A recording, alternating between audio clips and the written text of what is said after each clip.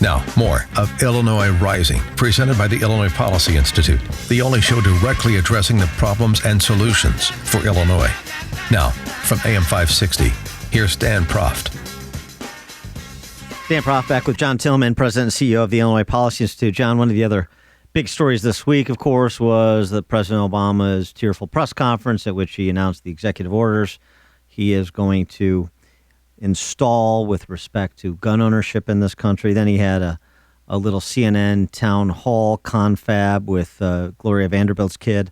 And, it was just a lot of, here's the problem at that town hall was no teleprompter. So Obama was kind of speaking gibberish and talking in contradictions. He's not great off the cuff because he's kind of a dummy.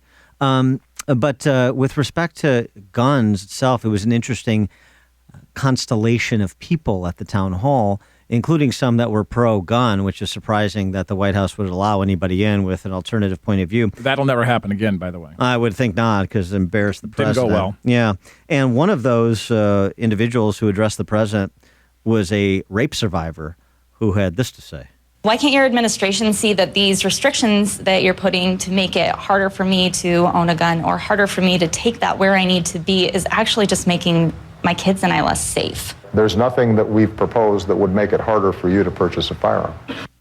So if you like your gun, you can keep your gun, just like your doctor, Dan? It's something like that. Something like that. It's interesting to hear from individuals who are law-abiding who have been victims of crime. And President Obama is so cavalier about their lives because their lives are secondary to his political agenda. And for the president to say what he said all week, including in that rather dismissive exchange with somebody who was the victim of a violent crime, let's recall what his real philosophy is. If the real question that should have been asked by Anderson Cooper, if he had firing synapses and some courage, is, Mr. President, I know you're not moving to ban private handgun ownership in this country for the law-abiding, but would you if you could? Because when you were a state senator and were a U.S. senator representing Illinois, you supported the handgun ban on private ownership of handguns in the city of Chicago, didn't you? So if you could wave a magic wand, even more magical than your executive orders today, would you do it again? I would have loved to heard that answer. The other point of that issue, Dan, is the underlying premise behind it. And the underlying premise is revealed when that interview you just ran goes on for a few more seconds. What the president said was, in discussing having a gun in your home if there's an assailant coming into your home to rape you, kill you, rob you, what the president said was, it takes a lot of training to be able to know how to handle a gun when an assailant is coming at you.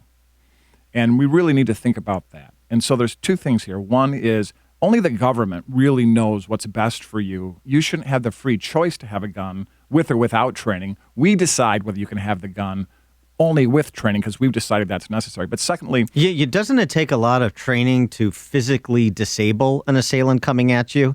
Right. With your fists. If you don't have a gun. Right, with your fist or a chair. And if the assailant, outweighs you by 100 pounds and is, some exponentially, is exponentially stronger than you, as is in the case with most male assailants and women victims. Training should be regulated. Yeah.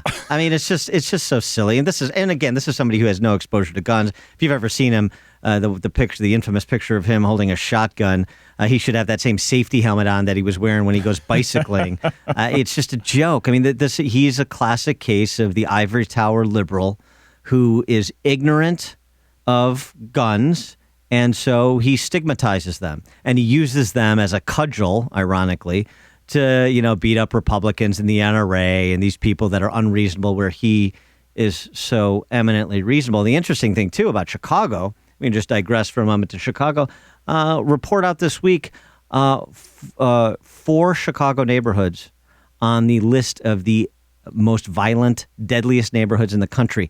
And you know which one of the 4 is on that list as well?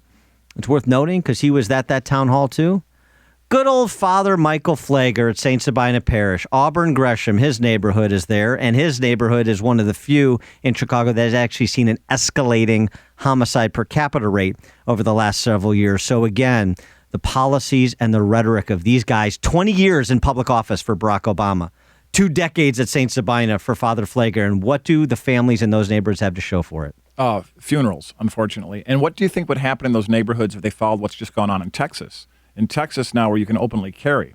The carnage has been unbelievable. If you've heard about the mass shootings going on in Texas, just on the streets with people carrying guns, they're just killing everybody left and right now that this is possible. What if you took that kind of mindset and put it into these 4 neighborhoods? Do you think the murder rate might actually go down? I think it's pretty clear it would. Well, and the other point that you're talking about in terms of the government interceding, President Obama's op-ed in the New York Times, shared responsibility. That's what guns are. So an individual right becomes a shared responsibility rather than an individual responsibility. And when you make an individual right attendant to a shared responsibility, what you actually do is eliminate individual responsibility, which is what he wants to do, because that's where the government comes in. Well, you've touched on one of my favorite themes, which is the whole point of the progressive movement, the modern progressive movement, this president, is that the concept that's inherent in our founding documents, and particularly, both the Declaration and the Constitution, is that the individual is the sovereign, not the government. And Obama and the progressives do not like that. They want the government to be sovereign as it is in Western democracies in Europe, because then you have to come to beg for the rights that the government grants you. And they, of course, are all knowing on how you should live your life, whether it's owning a gun or gambling fantasy baseball. Thank goodness we only got another year of this dude.